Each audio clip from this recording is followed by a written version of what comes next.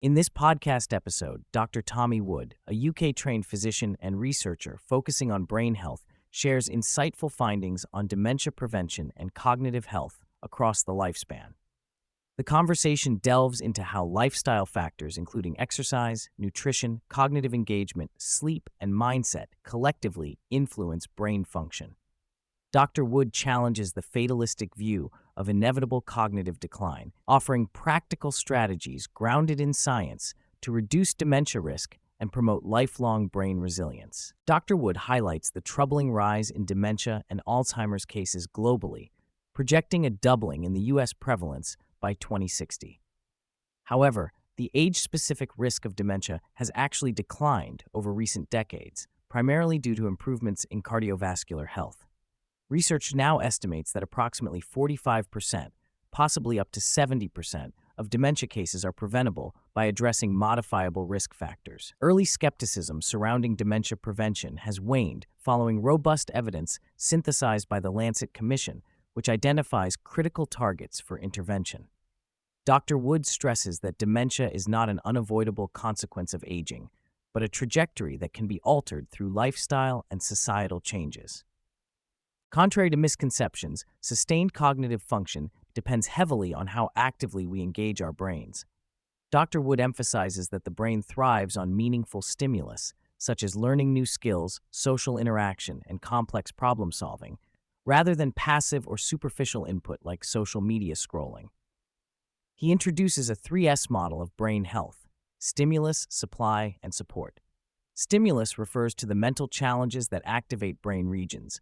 Supply entails ensuring adequate cardiovascular and metabolic support to nourish brain cells, and support involves recovery processes, particularly sleep, that consolidate learning and neural adaptations.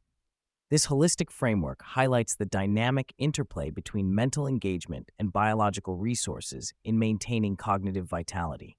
Exercise emerges as one of the most impactful levers for brain health. Dr. Wood explains the evolutionary importance of frequent movement and how modern lifestyles necessitate intentional exercise routines. Aerobic exercise, such as brisk walking and high-intensity interval training, primarily benefits hippocampal structure and memory function. Resistance training, on the other hand, strengthens white matter and executive function, crucial for rapid cognitive processing and decision-making. Complex, coordinative activities like team sports, dancing, or martial arts integrate social interaction and problem-solving, amplifying cognitive benefits. Importantly, varied exercise modalities collectively foster brain resilience, mirroring principles familiar in physical training with their stimulus-recovery adaptation cycle. Dr. Wood advocates for a balanced perspective on nutrition, focusing on three intertwined pillars: energy availability, essential nutrients, and sustainable eating patterns.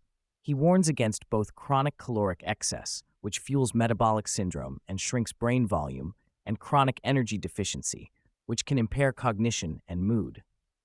Key nutrients for brain function include B vitamins, notably those regulating homocysteine, omega-3 fatty acids, vitamin D, iron, magnesium, zinc, and antioxidant-rich polyphenols found in colorful fruits and vegetables.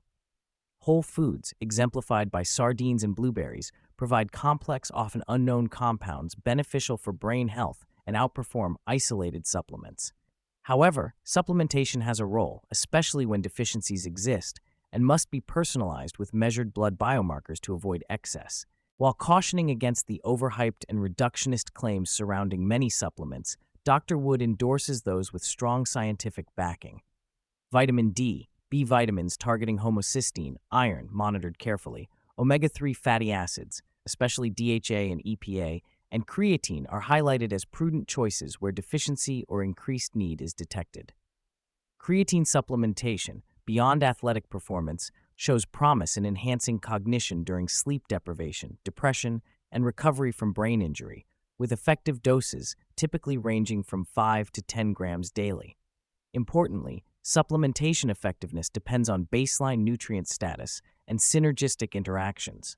For example, omega-3 benefits require adequate B vitamin levels and vice versa.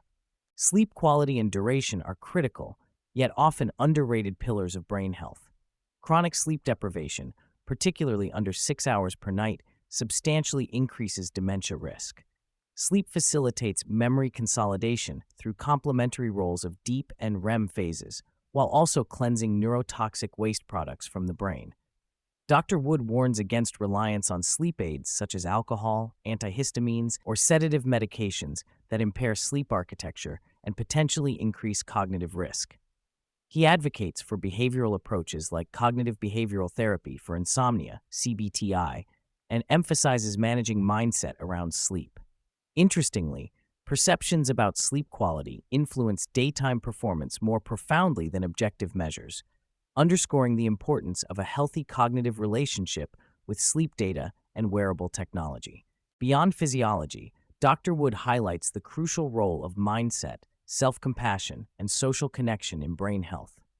Chronic stress, guilt, and a perfectionistic always not enough mentality undermine efforts toward healthy habits by generating harmful stress responses. Conversely, self-compassion fosters resilience, supports recovery from setbacks, and enhances engagement with lifestyle changes. He points out that cognitive and emotional well-being enables sustainable adherence to brain health practices, which are interwoven with social belonging and purpose.